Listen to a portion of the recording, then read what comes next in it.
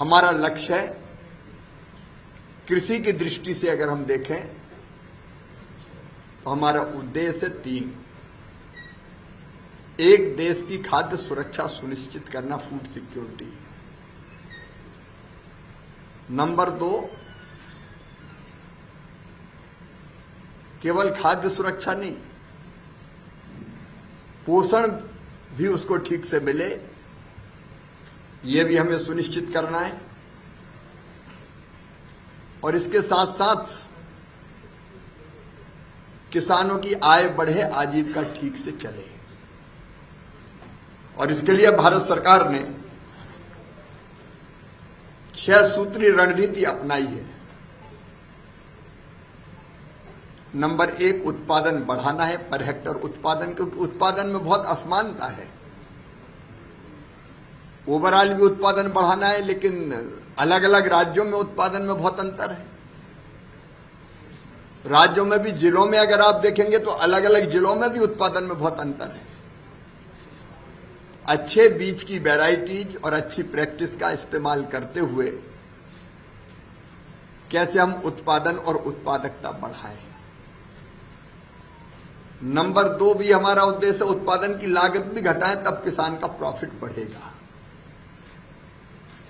Number 3, ठीक दाम किसान को उसके उत्पाद का मिले, इसका प्रयत्न करना। और नंबर 4, नुकसान हो जाए तो उसकी भरपाई की व्यवस्था करना।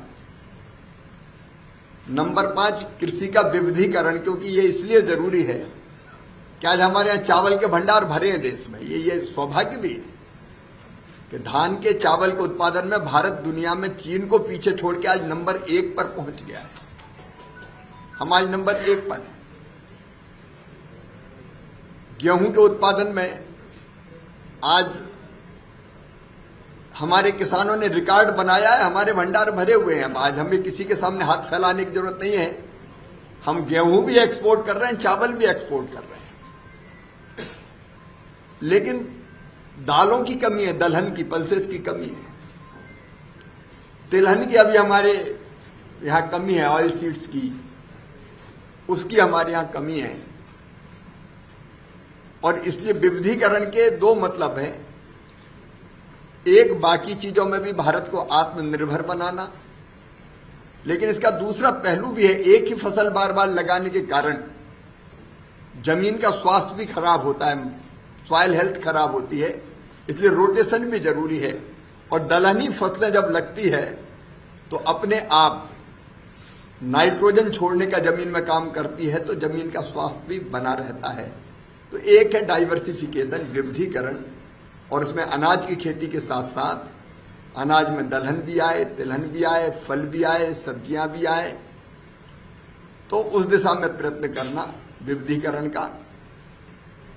और उसके साथ साथ एक खतरा और हमारे सामने आज है, वो है असंतुलित और अत्यधिक उर्वरकों के कारण, फर्टिलाइजर के कारण सॉइल हेल्थ भी तेजी से खराब हो रहा है। और कई बार माटी में कौन से तत्व है ये जाने बिना जब बहुत खाद डलता है तो लागत भी बढ़ती है, और लागत बढ़ने के साथ साथ मिट्टी का और मनुष्य का, दोनों का स्वास्थ्य भी खराब होता है।